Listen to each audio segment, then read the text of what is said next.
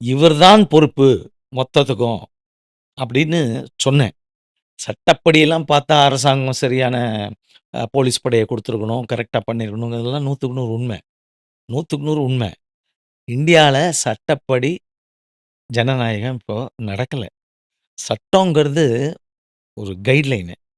சட்டத்துக்கு மேல உன் மனசாட்சி.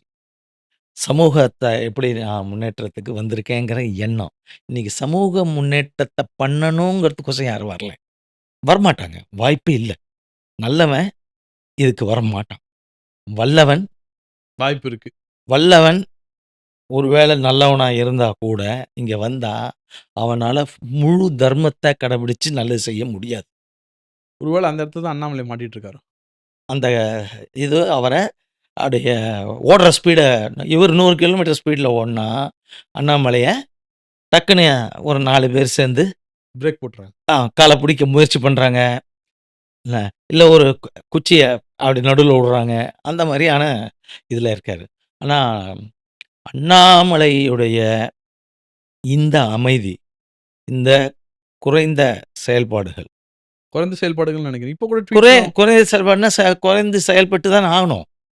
அவரு. வேற வழியே கிடையாது. அவரு ஒண்ணும் மாநில தலைவர் இல்லையே! ஸோ மாநில தலைவரா வந்திருக்கிறவரும் அ பழுத்த அரசியல்வாதி. அவருக்கு எலக்ஷன் ஜெயிக்க தெரியும். அவருக்கு தெரியும். அவரு இந்த ப பொலிட்டிக்கல் பார்ட்டிஸ் என்ன பண்ணுவாங்கங்கிறது தெரியும்ல.